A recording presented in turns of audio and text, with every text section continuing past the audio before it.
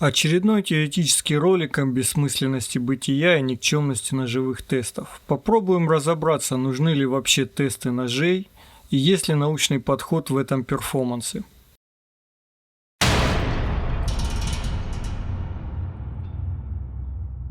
В начале ролика хочу поделиться своей болью. Мой прошлый ролик по неизвестным причинам был проигнорирован ютубом. Я сперва думал, что молния попала в сервер, но шли дни, а просмотров не было. А тот ролик будет очень полезен для понимания сути этого видео. Так как ролик теоретический, на видео в основном будут крутиться ножи, на которые я могу сделать обзор в ближайшее время. Если есть интерес, то просто дайте знать об этом. Мы все любим ножи. Кто-то просто испытывает удовлетворение, держа в руках тяжелый блестящий предмет, а кому-то нравится их дизайн, технологичность и перфекционизм в деталях.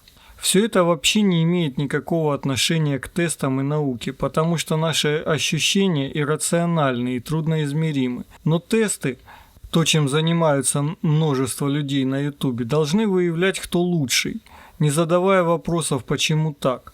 А мы забываем, что нож в первую очередь это хозяйственно-бытовой инструмент, и как любой инструмент он предназначен для конкретных задач. Тестировать ножи в несвойственных и редких задачах, конечно, занимательно и весело, но не думаю, что кому-то такие знания помогут в выборе ножа. Я никогда не проводил тестов на канале, так как мне непонятны критерии оценки. Они или очень субъективны, или трудноизмеримы, что вообще-то одно и то же. Для научного подхода также важно, чтобы условия испытаний были одинаковы, повторяемы и идентичны. На мой взгляд, в 90% тестов, которые можно провести в домашних условиях, эта формула не работает. Даже если мы тестируем нож на количество резов каната, канаты бывают разные, много их не напасешься, да и времени и сил на испытания уходит много. Со временем приходит навык в подобном занятии, и личные скиллы могут улучшить итоговый результат. В общем, все это слишком индивидуально, чтобы считать это полноценным экспериментом.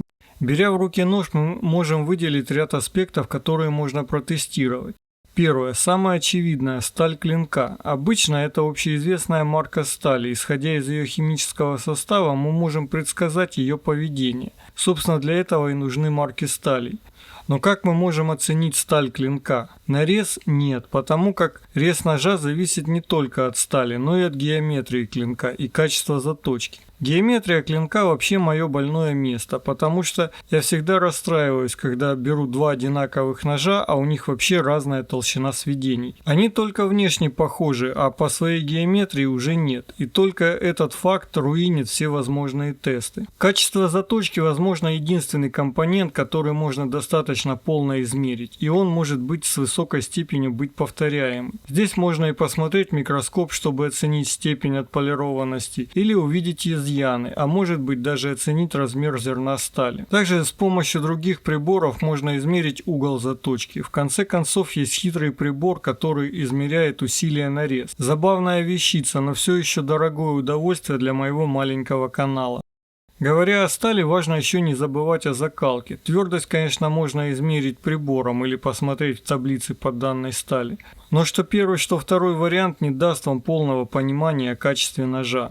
Второе, что мы можем оценить, это рукоять ножа. Здесь важны и примененные материалы, и как они обработаны, а главное, какую форму имеет рукоять. Здесь кажется все просто, технические характеристики большинства применяемых материалов общедоступны. Выводы сделать легко самостоятельно, качество обработки оценить на ощупь, конечно же опять субъективно. А вот с формами рукоятей будет проблема, так как руки у всех разные, у многих вообще непонятно под что заточены, и здесь мы возвращаемся к тому, что нож все-таки это инструмент. И форма рукояти, вид хвата и ваши навыки работы тут будут влиять сильнее, чем что бы то ни было. Поэтому формы рукоятей это полностью индивидуальная вещь. Конечно, есть несколько универсальных форм, но для многих они неприемлемы, скучны и малоудобны.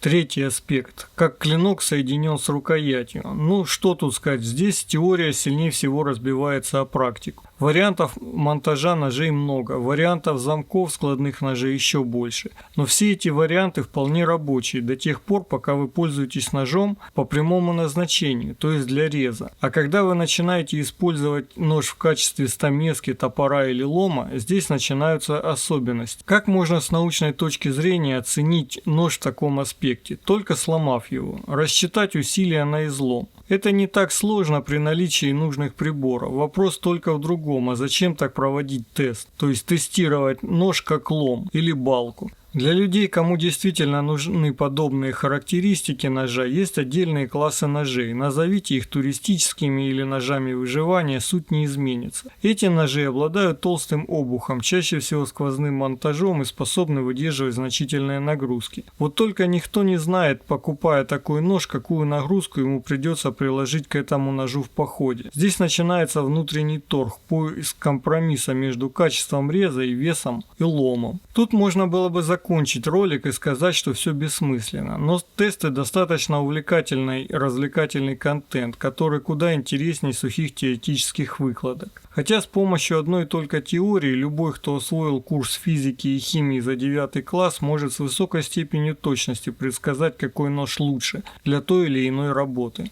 В конце ролика возвращаемся в начало. Для определения победителя теста важнее всего измерить усилия для совершения реза. А чтобы тест был справедливым, нужно соблюдать повторяемость теста. А это самый сложный аспект. Он зависит и от умения работать ножом, и то, какую работу совершают те ножом. А самое главное, чтобы ножи были одинаковыми. У того, кто тестирует, и тот, кто покупает этот нож. Я не говорю, что надо тестировать только одинаковые ножи, а лишь про то, что производители ножей должны делать ножи одинаковыми на протяжении всего производства. По качеству стали, качеству закалки, геометрии и так далее. То есть опять скажу про технологичность и контроль качества. Собственно, только эта вещь для меня делает достаточно бессмысленным проведение тестов.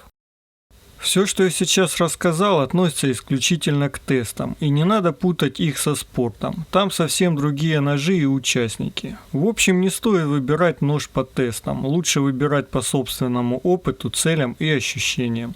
Вот как-то так. В моей голове есть несколько задумок по проведению тестов, которые я вряд ли смогу осуществить, но может быть когда-нибудь канал станет больше. YouTube не зажлобит монетизацию, я смогу уйти от скучной теории к дикой практике. Может быть когда-нибудь. Не забываем, что в описании ролика есть полезные ссылки, через которые вы можете поддержать канал. И как всегда, свое мнение можете оставить при себе или написать в комментариях. А каналу все еще нужны ваши лайки, подписки, супер спасибки и репосты в соцсетях.